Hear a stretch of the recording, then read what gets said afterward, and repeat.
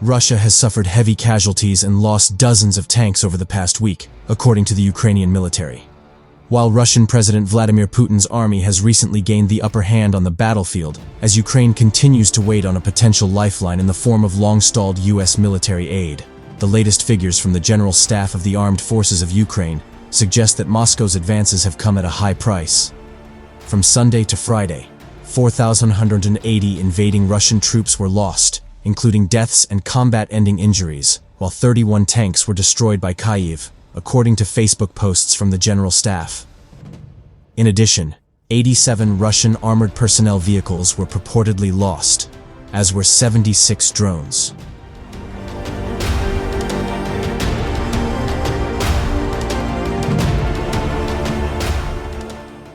Notable Ukrainian battlefield victories over the past week have included shooting down a Tu-22M3 supersonic bomber, a first in the more than two-year war, and the purported April 13th killing of Colonel Pavel Alexandrovich Kropotov, the commander of Russia's 59th Guards Communications Brigade, in the largely occupied Luhansk region. Tallies for Russian casualties have also been difficult to confirm throughout the war, and Ukraine's figures are higher than many other estimates. The Kremlin rarely releases its own numbers, and when it does, the figures are thought to be undercounted.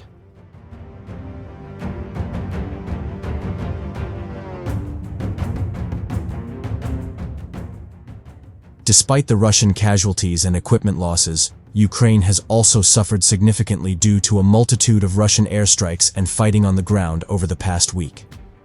While the number of Ukrainian casualties is unclear, at least 7 people, including 2 children, were killed during a Russian strike in the Dnipropetrovsk region on Friday, while another 18 people were killed in the city of Chernihiv earlier this week, according to the BBC. Ukrainian President Volodymyr Zelensky lamented the recent Russian attacks and pleaded with Ukraine's international partners to send Kyiv surplus air defense systems in his nightly address on Friday.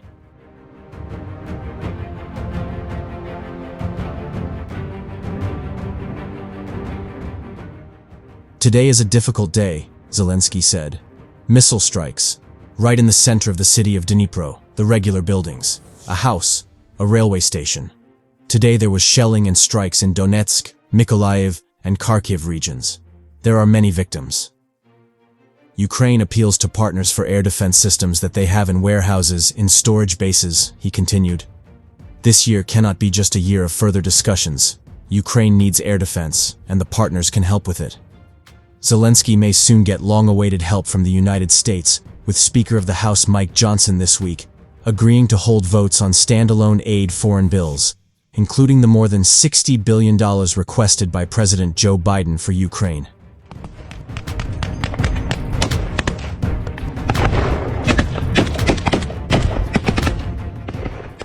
A vote is expected on Saturday. According to Ukraine's figures, Russia has lost a total of 457,930 military personnel since the invasion began on February 24, 2022. In addition to the troop casualties, Russia has also purportedly lost 7,205 tanks, 13,152 armored personnel vehicles, 11,658 artillery systems, 672 aircraft and helicopters, and 9,311 drones. Ukrainian forces remain under intense pressure at multiple points along the 900-mile front line with Russia, as Kyiv awaits a much-needed fresh injection of Western military aid and prepares for an expected summer offensive by Moscow's troops.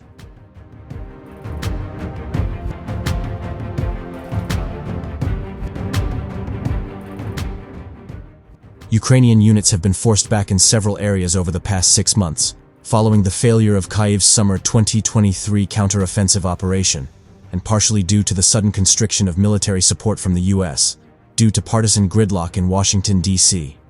Time-lapse maps created by the Institute for the Study of War, ISW, indicate how Russian forces blasted resolute Ukrainian defenders out of their fortified positions in Avdiivka and Marinka in eastern Donetsk Oblast and into tactical retreats.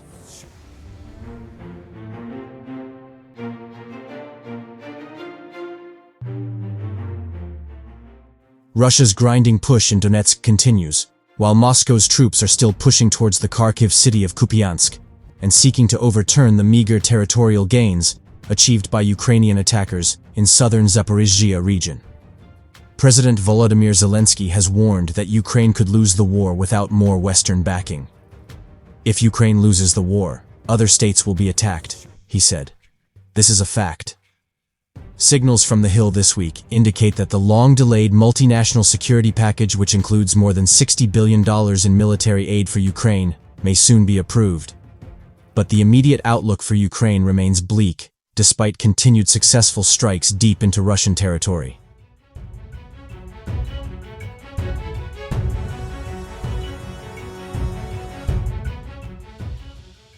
Russian ballistic missile and drone missile strikes across Ukraine appear to be increasingly penetrating the national air defense umbrella, possibly due to a lack of munitions caused by slowing Western aid. Thursday night saw a fresh attack, with multiple civilians reported killed. Newsweek has contacted the Russian Defense Ministry by email to request comment. At the front, Ukraine is braced for a hard summer. Ukrainian Main Military Intelligence Directorate, GUR, Head Lieutenant General Kirilo Budanov told the Washington Post this week that a new Russian offensive is expected in June, and that Moscow's offensives will continue until at least January 2025, when the next U.S. presidential term begins.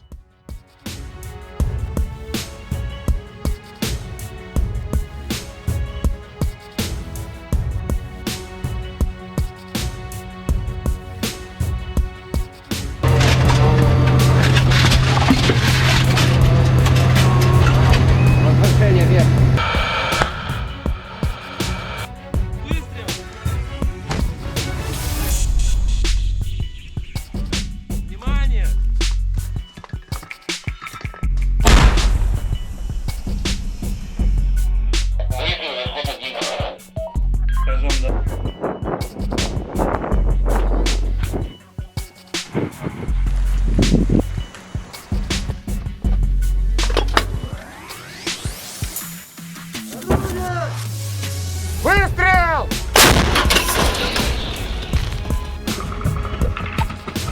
Вперед, вперед! Пошли! Давай, вперед, вперед! Понятно, 421. Выстрел!